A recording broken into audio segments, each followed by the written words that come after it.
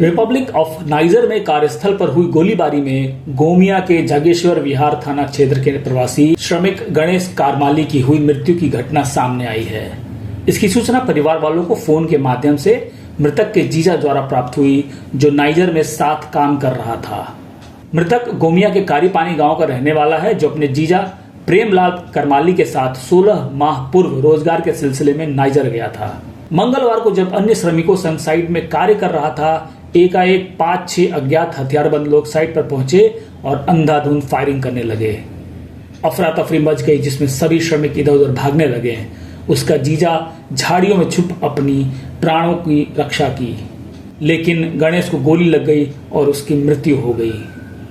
घटना की मिली सूचना के बाद से पूरे गांव में मातम पसरा हुआ है। पत्नी का रो रो कर बुरा हाल है।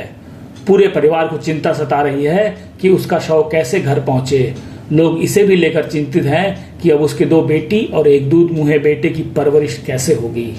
संबंधित कंपनी ने परिजनों से फोन से संपर्क साधा तो परिजनों ने 1 करोड़ की मांग की है और अंत में 50 लाख मांग रहे हैं, लेकिन कंपनी 10 लाख मुआवजा देने पर अड़ी है। समाचार भेजे जाने तक मुआवजे पर सहमति नहीं बन पाई है। इसी बीच कंपनी की ओर से परिजनों को लावारिस शव बताकर फेंक देने की बात का डराया धमकाया जा रहा है। इस मामले को लेकर अब विभिन्न सामाजिक एवं राजनीतिक दलों ने भी अपने अपने प्रयास शुरू कर दिए हैं कि प्रवासी मजदूर के शव को वापस उसके गांव लाया जा सके। नंदोसी था तो उसका हम बार बार कॉल कर रहे हैं, तो कॉल उठेबे नहीं कर रहा है। नेट बंद तो फिर एक बार लगा तो फिर काट दिया फोन। फिर उधर से किया, फिर एक बार बोले, फिर काट दिया। उसके बाद फिर बोले तो फिर उधर से फिर कॉल किया, तो हम बोल रहे हैं कि सपना पापा कहाँ है। तो मेरा नंदोसी बोल रहा है कि सपना पापा दुनिया छोड़ के चला गया। तो अगर बात बोल रहे हैं कि क्या हुआ, तो बोल रहा है कि नहीं उसका गोली लगा था, नहीं बचा। इतना ही बोल के हम पूरा रोने लगे। मैंने क्या हुआ था वहाँ पर, कैसे गोली लगा, इसके बारे में कोई जानकारी दिया गया आपको, कुछ बताया गया? वहाँ पूरा लड़ाई चल रहा था, वहाँ लड़ाई हो रहा था। उसको डिप्टी में गया था। डिप्टी में जाने के बाद तो देखा कि 6-7 तो मतलब वो पार्टी वाला आदमी, और देख करके जो अगल बगल में तो अपना काम में लगने शुरू किया। उसके बाद क्या हुआ कि मतलब एक बार निकाला और बस वो लोग फायरिंग करने शुरू कर।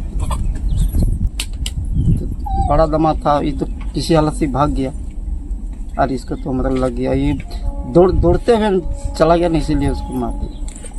मैंने ये बताया गया कि वो कौन लोग थे, क्यों गोलीबारी हुआ, ये सब कुछ बताया गया? वो पहले उसका वहाँ लिवी मांगता था, तो लिवी मतलब नहीं दिया और ये काम मतलब शुरू कर। इतने ही तक जानते हैं, ज़्यादा दूर तक नहीं। जितना हमको बोला था लड़का उतने ही बोला। मैंने आपका दामाद बताया? नहीं, वो पहले शुरू में हमारा लड़का बता दिया था। अच्छा, ये लेवी का मांग वहाँ भी हो रहा था, जो आपका बेटा आपको पहले सूचना दिया है? सूचना दिया। उधर से कॉल आया, ग्रुप कॉल था उन लोग का, तो उसमें बोल रहा था कि हम अपना मर्जी से इधर से 10 लाख देते हैं। तो हम लोग बोले कि इसका अभी वर्ष हो रहा था, अभी उम्र के हिसाब से देखा जाए तो अभी इसका 39 साल हो रहा है। तो इसका आम आदमी का 60 साल का रहता है वारंटी, तो वही हिसाब से देखा जाए तो उसका 21 साल बचा हुआ था अभी भी।